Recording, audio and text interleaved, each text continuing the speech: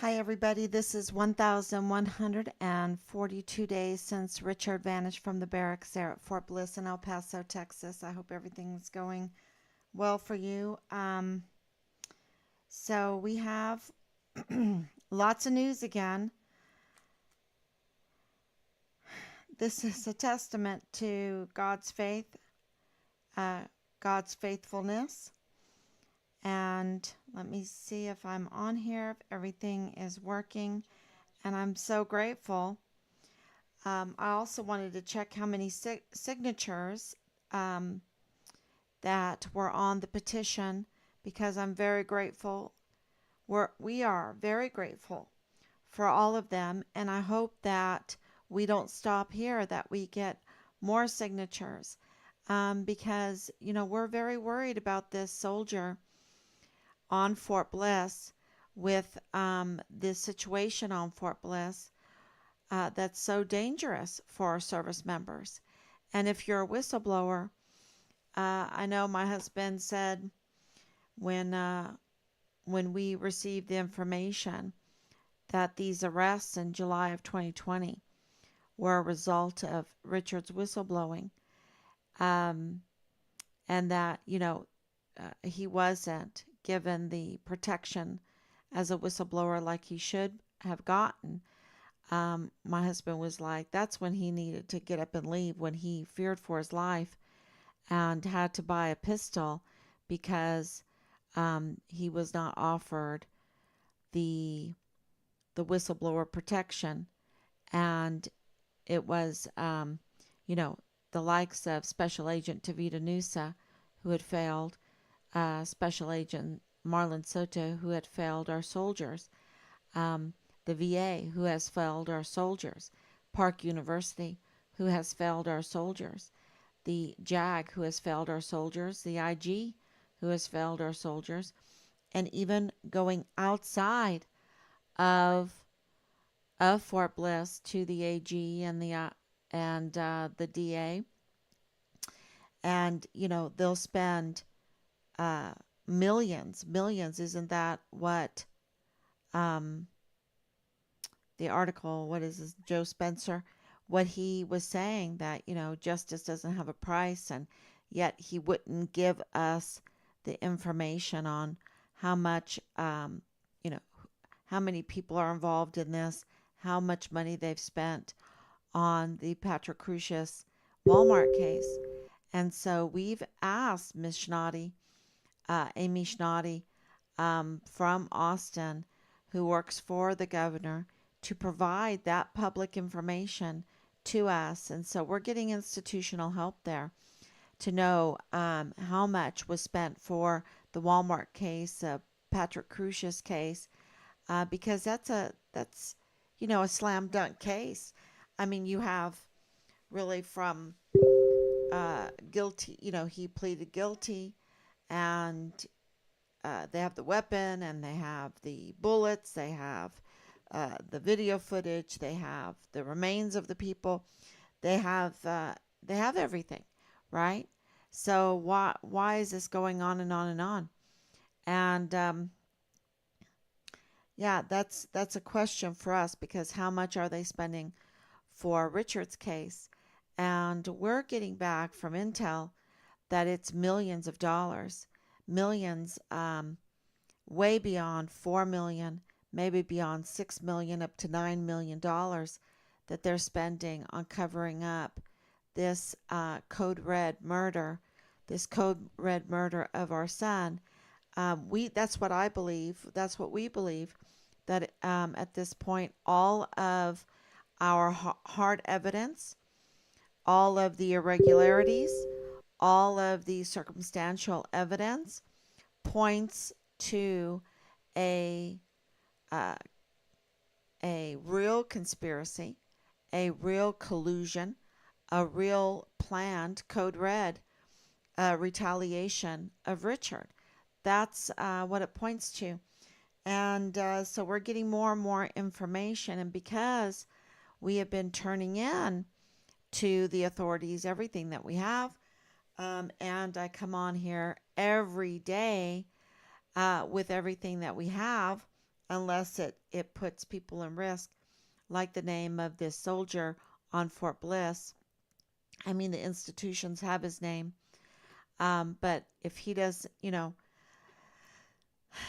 the best that we can do is show him our support by signing the petition and praying for him, and also making sure that Veronica Escobar supports him, making sure that Major General Eisenhower supports him, making sure that Senator Ted Cruz supports him, making sure that the law enforcement agencies know that we are behind this soldier who knows that in the JAG there on Fort Bliss, there's a real problem. They're working outside of the law. We have it in our case as well.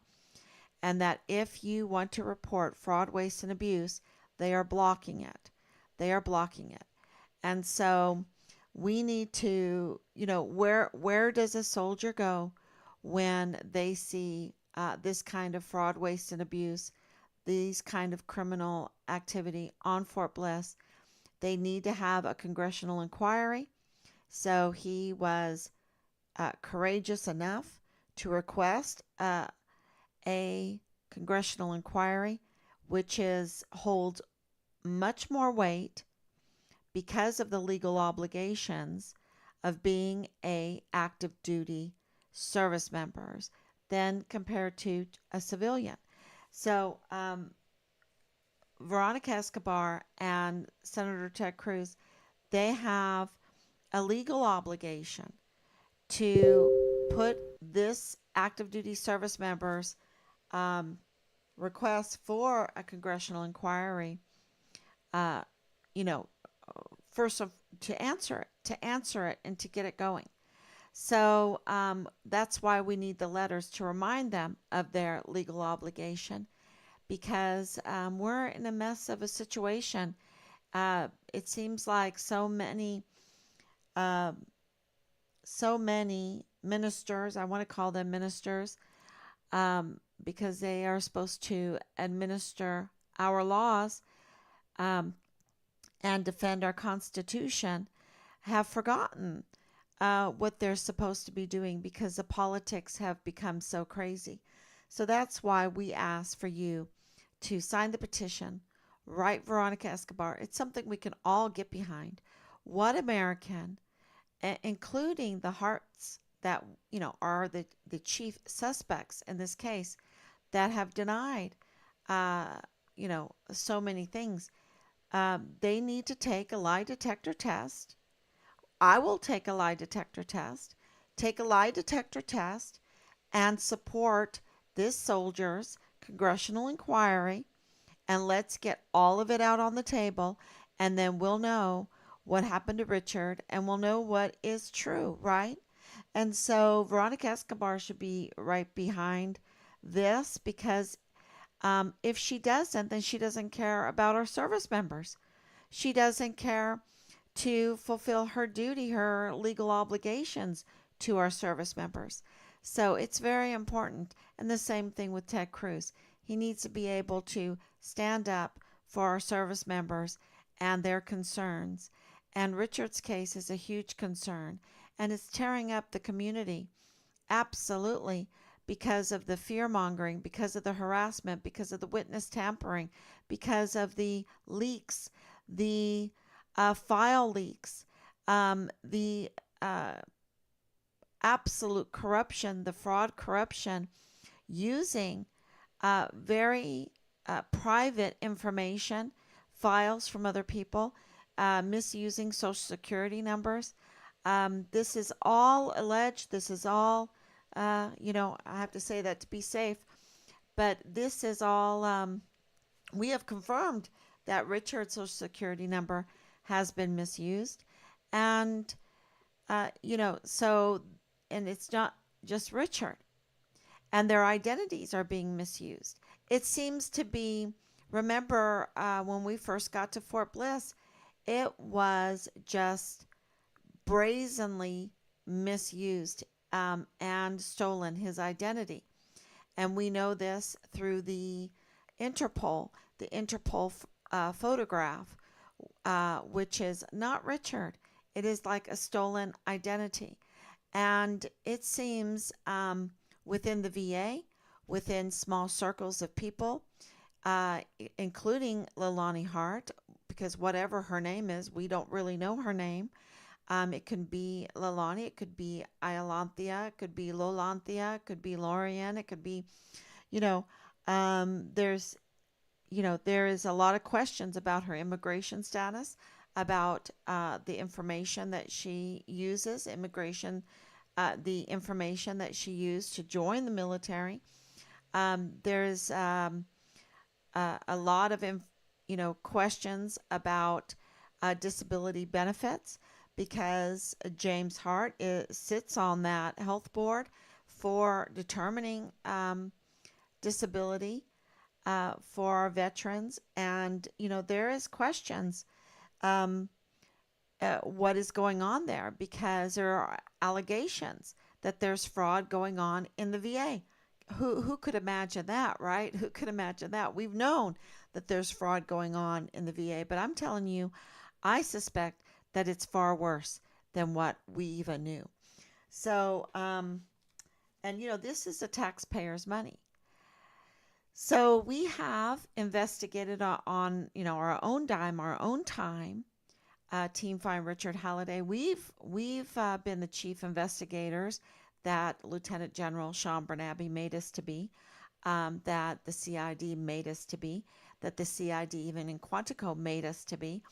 And so we've done this on our own dime. We've done this on our own time. We've done this with our own risks, absolutely risks. And we're, connecting all the dots now, haven't we? We've connected so many dots when it comes to motive, and the latest being these arrests in July of 2020. We believe that the complaints that Richard was making resulted in arrests in July of 2020, and that set off a lot of tempers, and those tempers, we believe, issued a code red on Richard.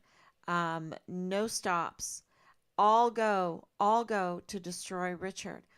And you have to remember Richard's case started way before he went missing.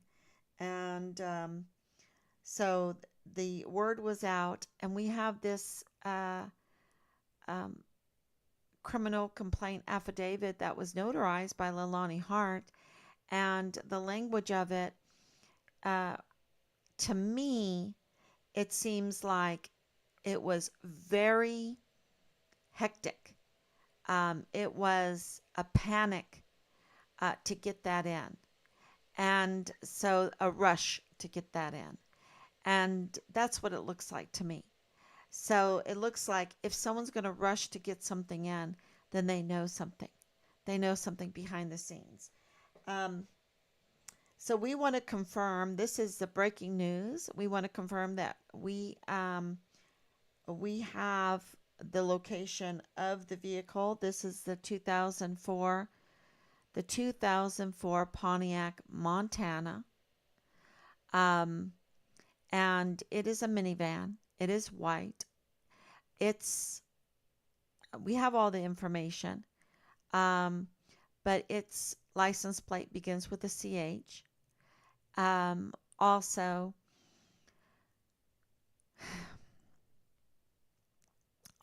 it has that OnStar GPS data, and that's important too. We've also confirmed information about the Van Buren Avenue house. That is of very big interest to us. And that house has some interesting things going on, but we've confirmed that the system for ownership of that house was tampered with, and they tried to erase the ownership of that house. So, but anyway, we just want to confirm that it was tampered with, and we have lots of information pertaining to that. So, these property records. Um, we also have institutional support gaining and confirmation that they are now running the phone numbers. They're running um, the online fake sites. Uh, they're running those profiles. They're doing the tracing. We did the tracing. Team Find Richard Halliday did of the burner phones. Now we have confirmation that institutional support now is running their programs, which I'm sure are much better than our programs. Um, the NSA, right? The NSA. Not that uh, I'm just saying the NSA has some really good stuff. So whoever, um, I'm talking too much. I'm talking too much, but we're so transparent. But we do have institutional help that is tracing the numbers and the sites and the profiles. And I think that and more and more. And I was definitely given the green flag to say that publicly, um, which is really important because people have to know, even if it's in limited amount. People have to know, especially our service members. They have to know that some things are going on behind the scenes. After 3 years, it's so demoralizing, right? Um, to see our agencies and our institutions act like they have and let us down and betray us. And so to find out that there is a shift now, a shift towards justice, towards doing the right thing, and that there are institutions that are um, doing the some investigation work, giving us some information, is really very, very good, very comforting. And if it's comforting for us, then it needs to get out. And I've said this to anyone that I've talked to, that it needs to get out to our service members, because think about what we've been through at the beginning. For how long was it until we really broke the narrative of all the smears that were put on Richard? I mean, for the longest time, people just thought the worst. And I'm sure there's still some that have not kept up with this case and still think that the beginning narrative is true. Um, but, Richard is looking very, very good, y'all. He's looking so good. And we have done so much investigating on him alone, because this whole case is about trying to find out um, where he is and what was going on before he disappeared. And so we've been investigating everything about him. And I have to say, as a mother, um, that was really always ready to hear about Richard. Hear about, are you ready to hear about your son? Yes, I'm ready to hear about my son. And even the news would ask me, are you ready to hear about your son? And I'm like, yes, I'm ready to hear about my son. And I even said on um, on the media, I said, this is the first time in my motherhood that I hope that Richard was a jerk, because that would mean that he was alive. Um, but God had a different plan. Richard looks really good. He looks so good. Um, and he paid the ultimate price for taking that stand for the children, against fraud, against waste, against abuse, against all kinds of misdoings on Fort Bliss and within Park University. And Park University is not an institution. It is a business. It's a very privileged business because when you have the taxpayers paying for your brick and mortar, for your air condition, for your water, for your maintenance, everything, um, then you're going to make a pretty penny. You're very privileged. Um, at the same time, these are our service members. These are our volunteer sons and daughters. And so Park University should also be obligated to take care of our soldiers, to make sure that Park University campus within the Fort Bliss footprint that is paid for by the taxpayers is a safe place, is a moral place, is a place that of learning and training, um, and that the professors, the faculty is held at very high standards. No hanky panky with the students, but that's not what has been happening, y'all. There's been hanky panky with teachers and students. There has been no vetting. Look at uh, we're hearing that Lalani Hart was part of um, the CID internship because she wanted a badge. We know she wanted a badge, and even though she was looking into psychology, I think that was her major, psychology. She wanted a badge more than anything, and so did she go into the CID internship with Richard? That's what I want to know. And how in the world did this convicted criminal with a judge at her conviction, part of her punishment was to get her clinically, mentally tested. Okay? Because the judge felt like she was not clinically, mentally sane. Um, that there was a real problem there. And that was part of her punishment. That's odd. So it had to have been very bad. And why is Park University not vetting?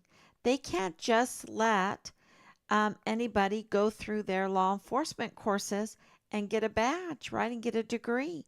And, anytime a university gives a degree, it's a reflection of the university. And so, why aren't they vetting? They wanted Lalani Hart, where they absolutely knew that there was a problem with Lalani Hart because we have witness testimony of a lot of nonsense going on, and also um, her her complaints that she made against the faculty. She made complaints that were false complaints, that were deemed false complaints of the faculty. And how can she get away with that without a simple background check to see that she has a history of this harassment, that she has a history of a criminal background, and they are letting soldiers be around this person. They are allowing this person to go forward to try to get a degree from them. There needs to be vetting, y'all. There needs to be vetting, and there doesn't seem to be vetting. And as far as a business plan goes, it's bad because now um, I know their enrollment was low anyway. Yeah, because they rather cover up for criminals than try to help a family with a missing soldier that was attending Park University. Uh, you know, it's really, in my opinion, it's the wrong approach because it really does not give a good impression. And who wants a degree from a university that can't even give a good impression? Yeah. So I think they are liable for so many things. Absolutely liable. Thank you so much, Anicia, for coming on. Thank you, Grace. Thank you, Danielle.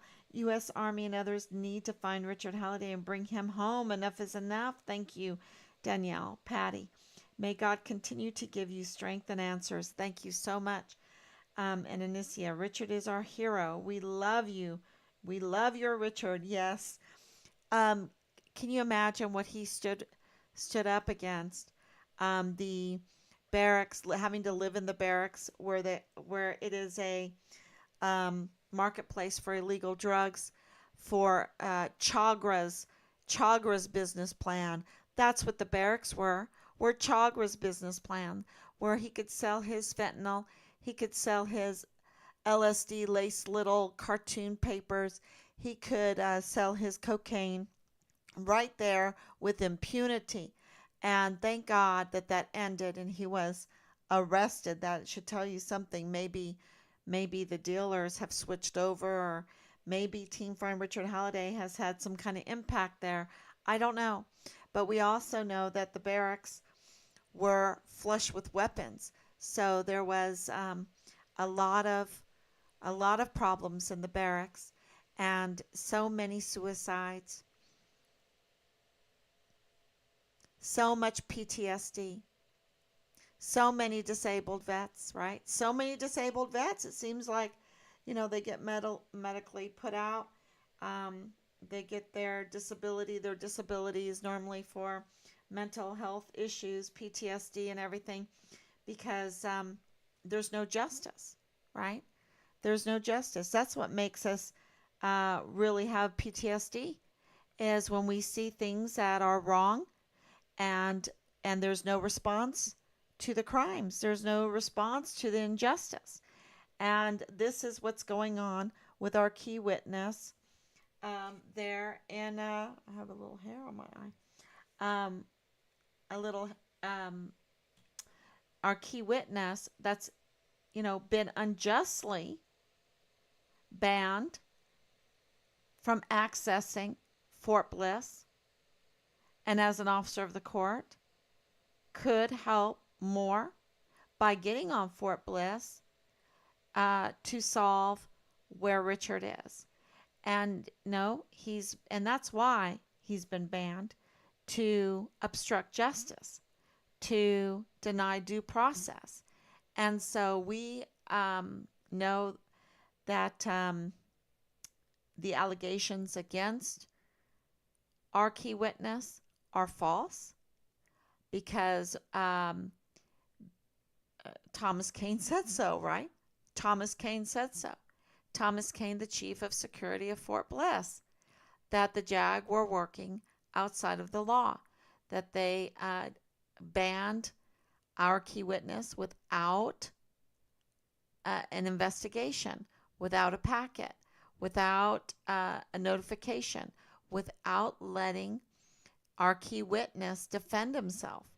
And so we know that they're working outside of the law, because that's not the American way, is it? And here it is, our military.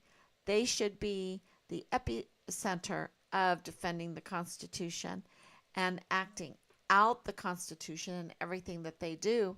And yet here we are with this kind of criminality.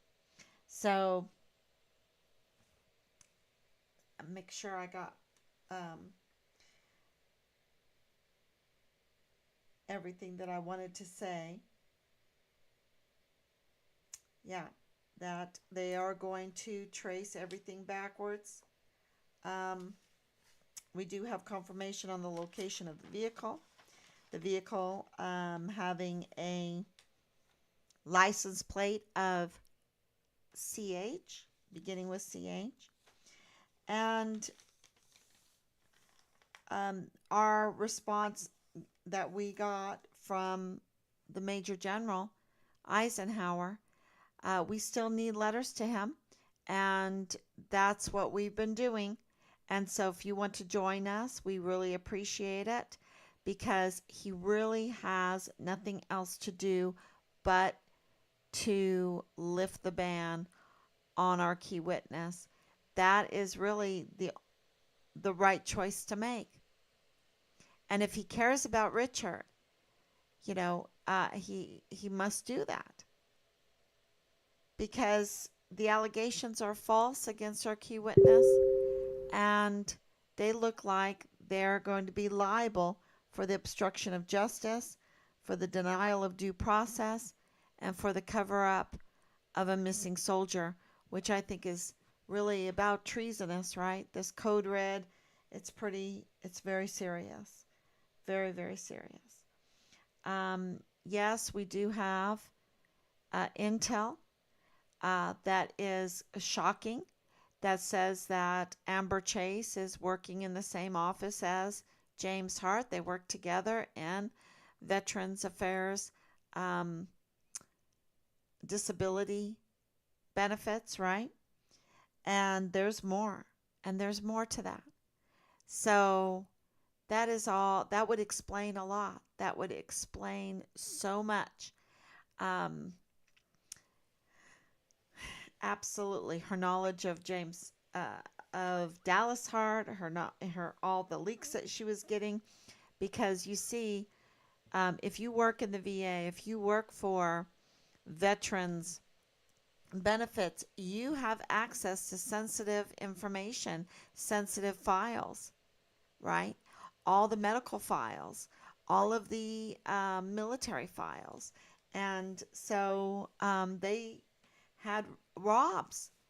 And I think that they were trying to go through Rob's with a fine tooth comb to see if they could find anything on my husband, on Richard's father. And he's just so honorable. He really is. He has the integrity. He has the loyalty to defending the Constitution, the country, the land, the people. Absolutely. And so, but if someone had any little thing in their background, they would go after it, and I think that's reprehensible. Absolutely. So to twist and turn who who we are, so that it would take focus off of who Richard is and where Richard is and who did what to Richard and why did they do it. And so we pretty much understand that this has to do with uh, covering up the CPS, the CID, trying to preserve the scam that they had going on for so long. And, now we're exposing it. And so now we need to absolutely have a military, right? But we need to definitely retrench and think about what we're doing. So, okay, everyone. See if there's anything. There's so much. Um, this ownership of the house, that's very interesting. What happened to this vehicle? We will absolutely get back to you when we confirm everything, but I can tell you this, we have the location of the vehicle. So thank you so much, everyone, and I will be back. I already uploaded a TikTok right before I came on, and the one thing that we really, really need is to pray and to hedge this soldier for this congressional hearing. And it's really important because all the pieces are coming together for Richard, that he was pursuing a career in law enforcement. He met up with those that are up to no good, that were not vetted, that were allowed to be there and cause trouble.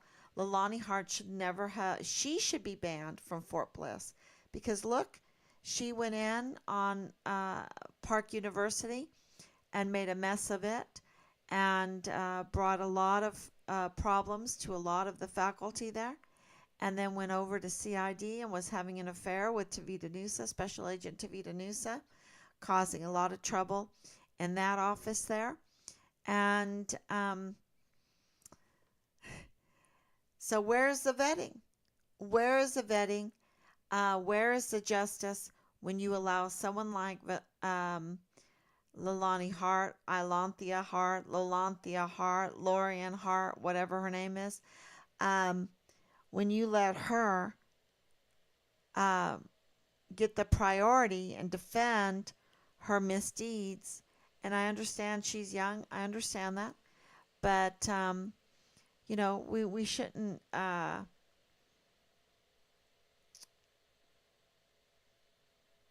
We shouldn't support the unjust, right?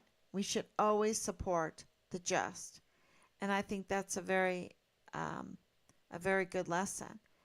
And we just want to thank you all. We love you all, and we will be back. We will be back tomorrow, God willing. Bye bye.